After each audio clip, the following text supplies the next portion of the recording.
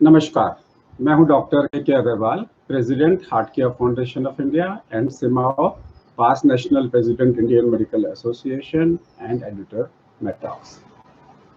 कितना समय लगेगा मेरे को कोरोना डेवलप होने में अगर मैं एक पॉजिटिव पेशेंट को मिलता हूं तो? कंफ्यूजन है लोगों के मन में। आइए इस कंफ्यूजन को दूर करने की कोशिश करते हैं।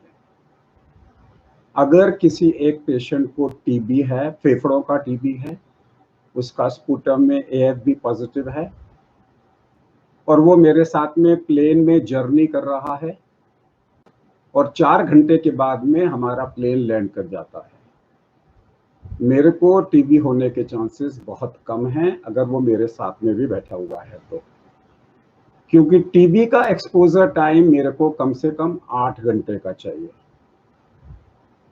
यानी कि अगर मैं पूरे इंडिया में कहीं भी ट्रैवल कर रहा हूं और उस प्लेन में एक टीबी का मरीज है जिसने मास्क नहीं पहन रखा, तो भी मेरे को टीबी का खतरा नहीं है। इसे बोलते हैं हम कॉन्टैक्ट टाइम।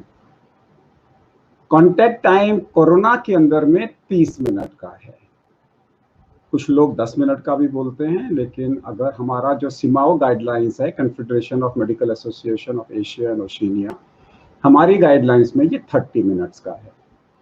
यानी कि अगर आप किसी भीड़ में जाते हो और किसी से भी 2-3-4 मिनट से ज़्यादा नहीं मिलते हो और उसमें अगर कोई कोरोना का पेशेंट पॉजिटिव है तो आपको होने का चांस नहीं है।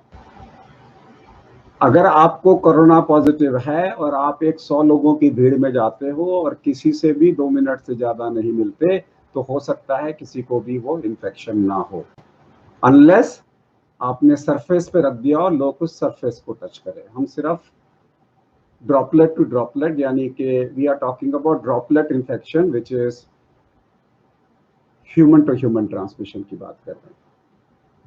तो जो कांटेक्ट टाइम है वो 30 मिनट का है। यानी कि अगर मैं एक डॉक्टर हूं, मैंने आज 100 पेशेंट देखे या मैंने आज 10 पेशेंट देखे, उसमें से एक पेशेंट कोरोना का पेशेंट था, मुझे नहीं पता कौन था, और मैंने किसी को भी आधा घंटे से ज़्यादा एक बारी में समय नहीं दिया, तो मेरे को प्रैक्टिकली इन्फेक्शन होने का खतरा नहीं है, प्रोवाइडेड मैं अपनी नॉर्मल प्रिकॉशंस ले रहा हूँ।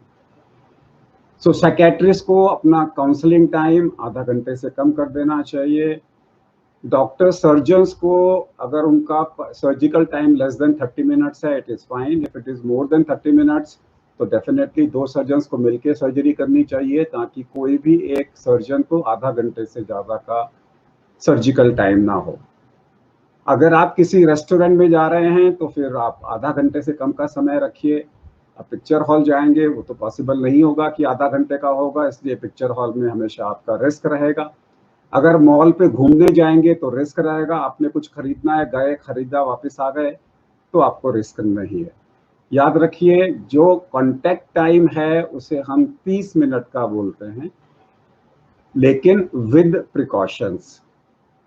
अगर आप मॉल में आप बाकायदा मॉल के अंदर में जा रहे हैं, आपने मास्क पहन रखा है, और मास्क पहनने के बाद में अगर आपका कांटेक्ट टाइम वहाँ पे visiting line less than 30 minutes है और आपने हैंड वॉश की पूरी फैसिलिटी की हुई है, पूरी प्रिकॉशंस ली हुई है, तो आपको इन्फेक्शन नहीं होगा। अब ट्रेन के अंदर में डेफिनेटली आपका इन्फेक्शन रेट ज़्यादा होगा, बिकॉज ट्रेन आधा घंटे में तो नहीं पहुँचाएगी। उस सिचुएशन में आपको 6 फीट का सोशल डिस्टेंसिंग करना बहुत ज़रूरी है, और साथ में आपको ग्लव्स पहन के रहना है और हैंड वॉशिंग करना है। अगर ट्रेन के अंदर में आप बाथरूम में जा रहे हो तो हर चीज़ को क्लीन करो, फिर बाथरूम का इस्तेमाल करो, तो उसमें आपका खतरा मिनिमाइज हो जाएगा, ज़ीरो नहीं होगा। कोरोना नमस्ते।